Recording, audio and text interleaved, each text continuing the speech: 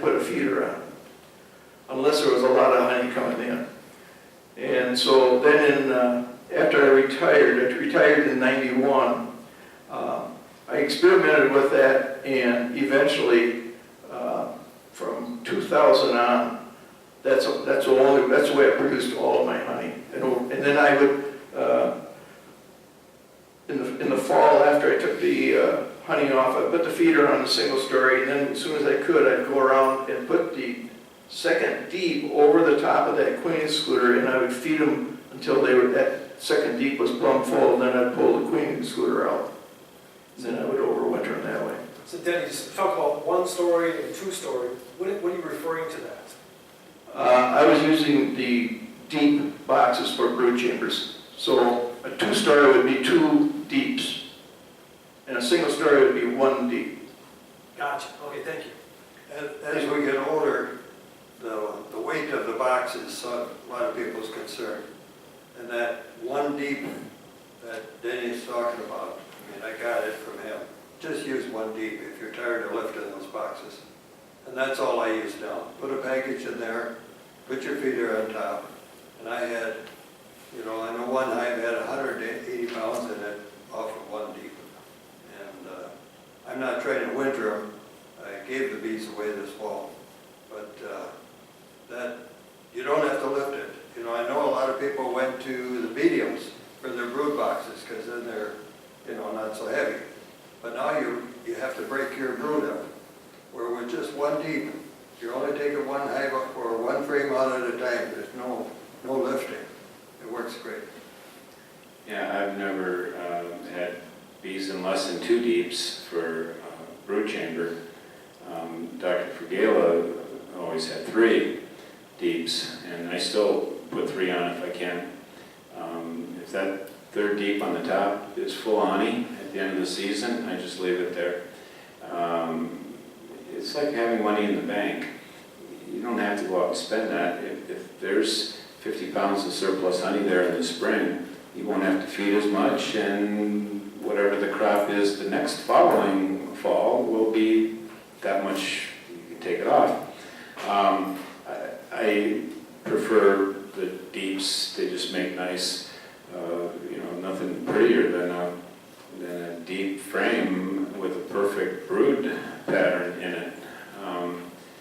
And the shallows just don't offer that. And yet, if you think about bees in the wild and in the wall of some old church or the trunk of some old maple tree, do you think the bees care whether they're deeps or shallows? I mean, those frames are not perfectly, 9 wide and this much, and another one right on top of it. Those colonies and where the queen is laying, where the honey is being stored, is anything but a standard Langstroth kind of formation. To me, it really doesn't matter. As long as they have honeycomb to lay in and to store excess surplus honey, it doesn't matter, I don't think, whether they're deeps or shallows. I prefer the deeps for brood and the shallows for honey, of course. I use both, with deeps and mediums. All my brood chambers are deeps. That's because that's what they want in pollination, and that's what I did for years. I'm not doing it anymore, basically doing it anymore. I've got too much pesticides going to these pollination fields and going to California where everybody and your brother, who knows what they got. I don't like to use any more chemical than I have to, but I also know when they need to be treated because I've been around it for 40 years. With hobbyists, especially if the ladies are handling them, I would recommend you go with mediums.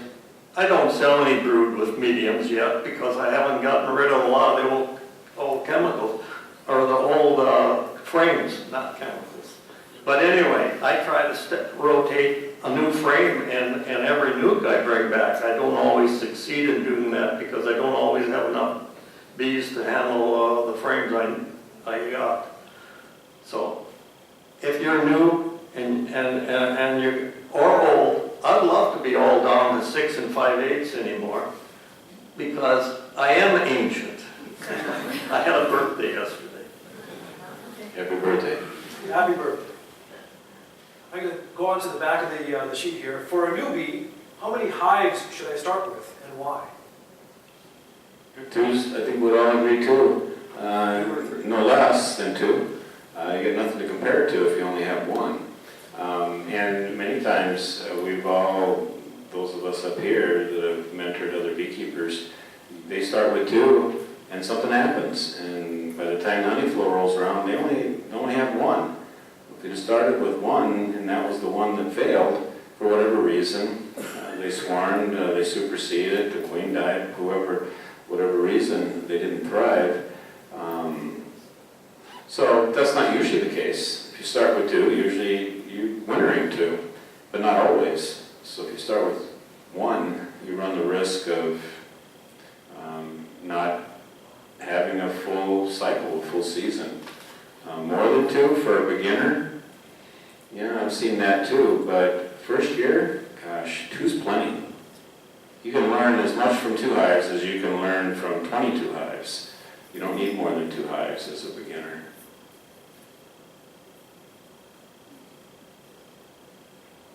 I guess we all agree with 2 is the minimum.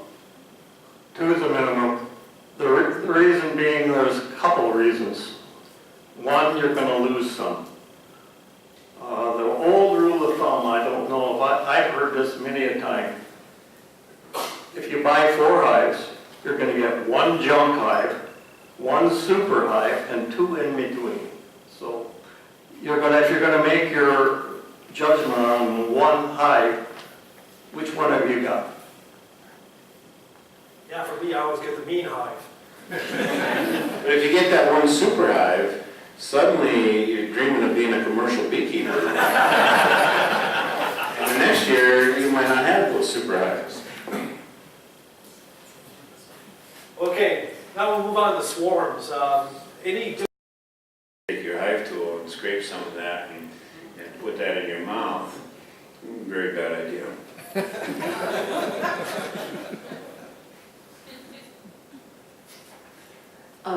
I remember back in the beginning when we were going to the beekeepers meetings with all of these commercial beekeepers, and everybody was so concerned about their particular area, and so they were very secretive about where they had their bees.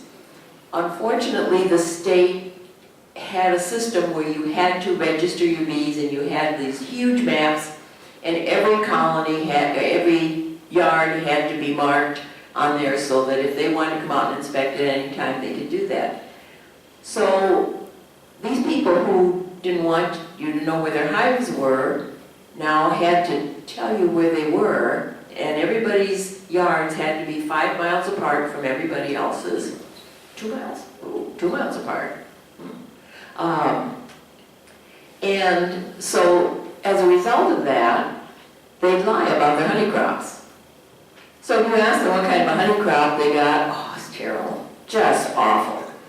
And this went on and on. Well, we were at a meeting one time, and Denny innocently asked this one guy what he did for swarm control.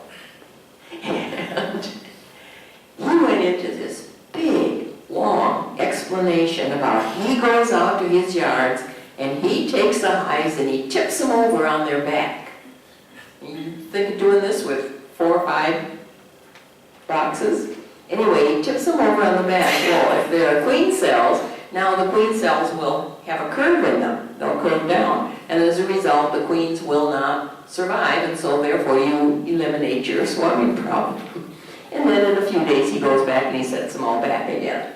And I'm telling you, I stood there and I listened to this. That was the strangest story I ever heard.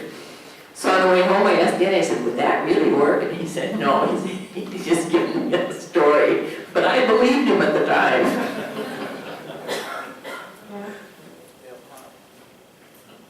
Okay, so one last question, please, for our panel. What's the most fulfilling part of beekeeping? The honey. Gene? I would have to say mentoring new beekeepers. You know, it's really part of the whole process. I helped these 7 families I mentioned before down in St. Charles. They were Amish and kind of a horse lover myself. And just to tell a little story, I was helping them install bees. You know, when the packages came, I picked them up and took them down.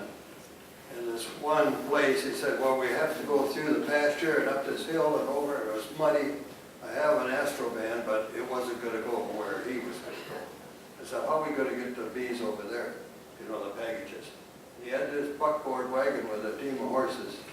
So we loaded everything up there and went through the pasture and up. And it was their first experience with packages. It was kind of fun that day.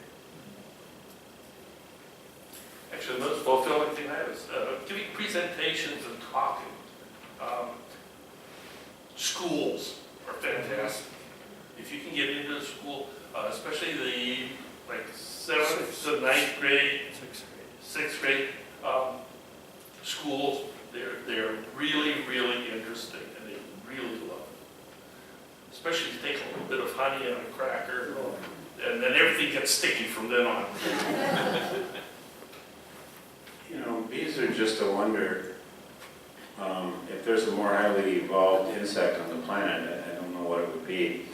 But it's just being around such a fascinating species. And everything about them. Just their stinging mechanism is a miracle. The fact that they can make wax out of honey, remarkable, and that they could build this honeycomb. I don't know what the ratio is, but a pound of wax will hold 12 pounds of honey or something like that, more than that. And if you had a pound of honey in your hand and you were challenged to create something that would hold 20 pounds of honey, you wouldn't believe it was possible. It doesn't seem possible. Just everything, just honey, to make honey out of nectar from flowers. Just everything that the bees do, the fact that they can be alive out there when it's 10, 20 below zero for a week and the wind is howling. I look out the window and I think nothing could survive. And I know that they can, but I still don't believe it. And then you go out when it warms up a little bit to 10 above or 20 below above, and you put your ear down there and you wrap it and you hear the bzzz, and I'm just stunned. So bees are such a miraculous species, and the things that they do are so sci-fi. If you really stop and think about it, I just enjoy being around the bees because I know that they're so incredible. I don't know any other species that have these myriad characteristics that are, each one of them is remarkable in themselves. It's just a blessing to be in their presence. I like honey, and yes, I like mentoring new beekeepers, and yes, I like going to the 6th grade class and dressing up the kids in my coveralls and veil, and hearing the laughter and teaching kids about a little bit about bees in a half an hour. But for me, it's just being in the apiary and being with the bees, knowing how remarkable they are, even after all these years, and knowing the bee biology and so forth. I still can't believe it. They're such a astoundingly miraculous, tiny little social creature that can make honey out of flowers and build wax out of honey, and so on and so on and so on. Just being around bees is just enjoyable. I got most of my fulfillment with having the bees was studying the biology of the bee and learning about it, and then taking that information and trying to get